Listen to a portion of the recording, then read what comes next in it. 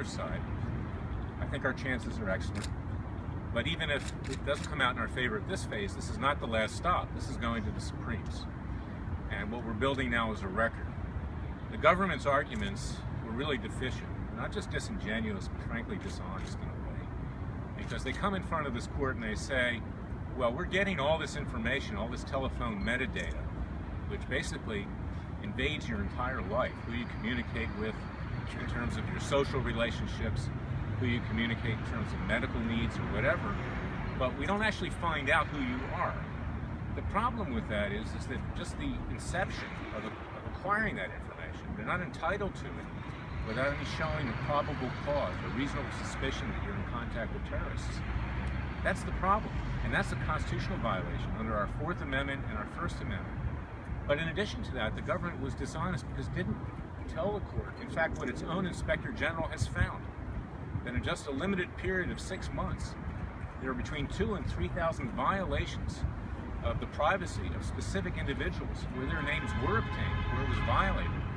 The employees of the NSA are even using this tyrannical device, this draconian measure to keep track of all American citizens, to spy on their girlfriends, boyfriends, wives, and husbands to see whether they're cheating on them.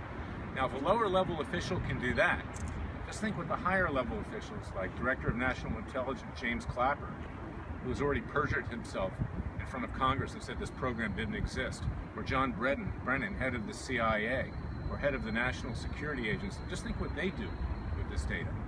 So I said to this court, Your Honor, you're the last protection of the American people. You stand between us and a tyrannical government.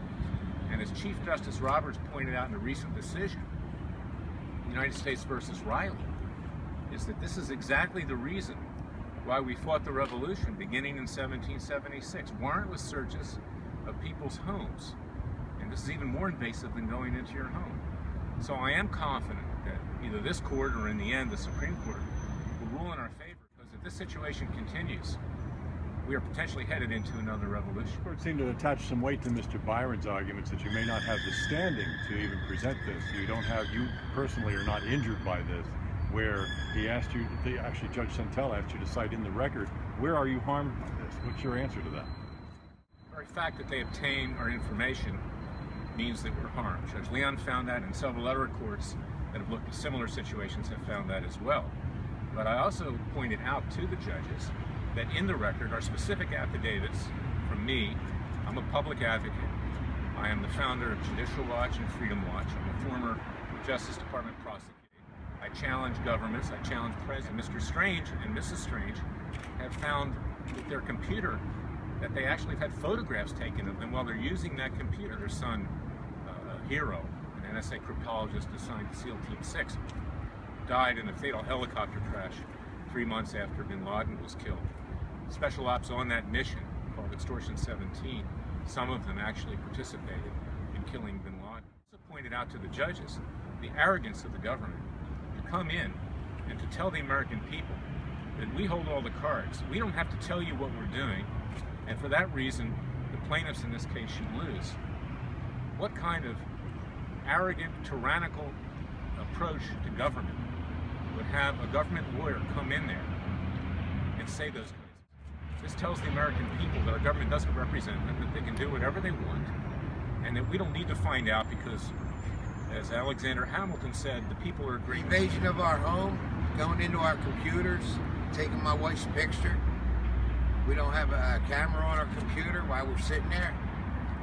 Take information out. It's all documented by one of the best computer analysts in the world, who we have affidavit with Larry as a witness. It says 8numbers.gov, 12numbers.cia. In my computer, because I'm asking questions, what happened to my son? Remember who the strangest son was.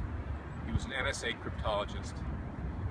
He was killed in a tragic helicopter crash by the Taliban. There's reason to believe that the U.S. government is covering up the circumstances of that crash, either because they were grossly negligent in sending Mr. Strange's son into battle, or perhaps national security was compromised and the coordinates of that mission were given over to the Taliban by someone who was disloyal to this country. The government's covering it up, and he's been very critical of the NSA. So they have every reason to inspect his computers, to get into his cell phones, try to invade the attorney-client communication that I have with my clients. And that's something that I pointed out to the court as well. I'm just not an ordinary plaintiff. And Mr. Strange and Mrs. Strange are not ordinary plaintiffs as well. Is that we have the right to communicate under the most sacrosanct privilege in our legal system, our attorney-client privilege. And the government is invading that attorney-client privilege. And if an ordinary citizen did that, they'd wind up in prison. Well, this is not a criminal case. But this government, many of the individuals involved who are doing these things, including the Director of National Security, Clapper, should frankly be in prison. I'm not the only one to say that. Senator Rand Paul is saying the same. How soon do you expect a decision from the appeal? Probably in 1 to 2 months. Another case in the 2nd District, New York, which may actually come out with a decision before. It's likely that both decisions will be taken up on appeal by the U.S. Supreme Court. That's where we're headed, whether we win or lose. The Supreme Court's going to be the final shot to make this decision. Last stop shopping, in effect, to protect the rights of the American people.